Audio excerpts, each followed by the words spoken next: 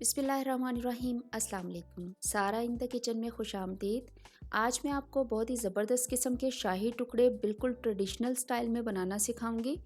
ये आप सर्दियों के मौसम में गरम भी सर्व कर सकते हैं और इनको ठंडा भी सर्व कर सकते हैं। अगर आपने अब तक मेरे चैनल को सब्सक्राइब नहीं किया तो आप मेरे चैनल को सब्सक्राइब कर दें और साथ में बेल का आइकन भी दबा दें। चलिए रेसिपी शुरू करते हैं। एक बड़े साइज़ की मिल्की ब्रेड लेके उसको मैंने त्रिकोण काट लिया है। 1.5 कप चीनी, 1 कप पानी चाशनी के लिए लिया है। बादाम आधा कप कुतरे हुए और सब्ज़ इलायचियाँ और साथ में केवड़ा वाटर लिया है।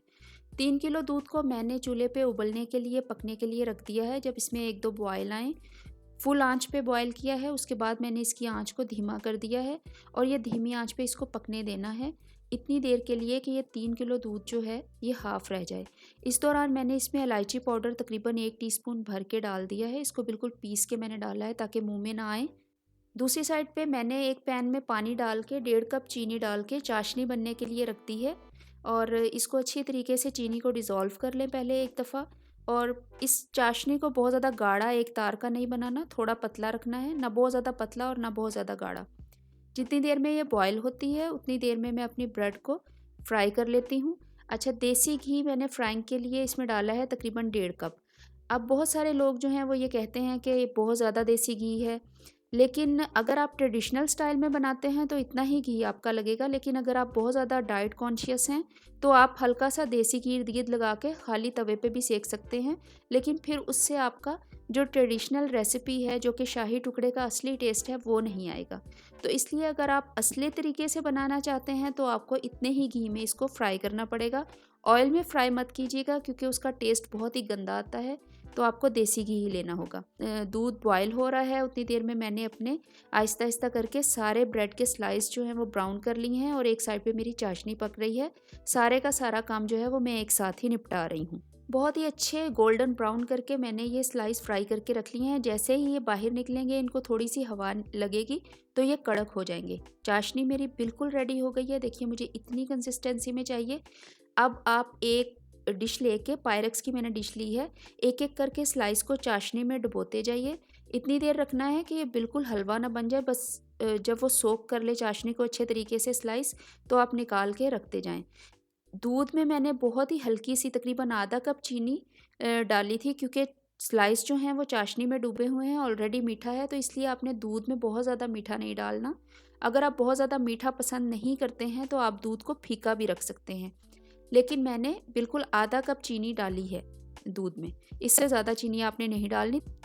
3 किलो दूध है, ये तकरीबन 2 पौने 2 किलो रह जाएगा और इसमें भी हमने खोया भी ऐड करना है। सारे स्लाइसेस जो हैं वो चाशनी में आप अच्छे तरीके से डुबोते जाएं और रखते जाएं।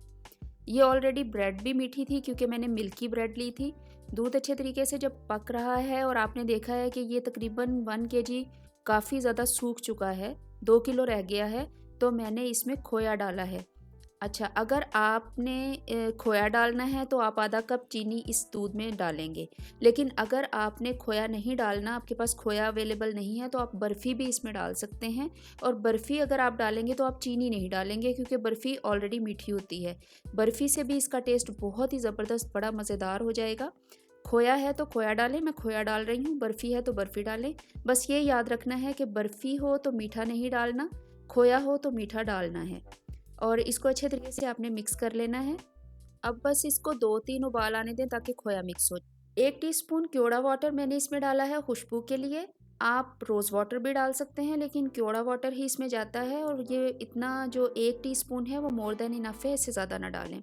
अब इसको रबड़ी बनानी है। 2 किलो के करीब दूध रह गया है, तो इसको मैं 1 टेबलस्पून कॉर्नफ्लोर लेके आधा कप पानी डाल के इसको मैंने अच्छी तरीके से घोल लिया है। अब इसको मैं उबलते हुए दूध में डाल दूँगी और इसको आपने तकरीबन 4 से 5, ये रबड़ी बिल्कुल रेडी है, 4 से 5 मिनट बस इसको पकाना है और ताकि वो अच्छा सा गाढ़ा हो जाए। जैसे ही वो गाढ़ा हुआ है उसको मैंने ये जो मैंने पायरेक्स की डिश में अपने स्लाइस सेट करके रखे थे उसके ऊपर आपने डाल देना है।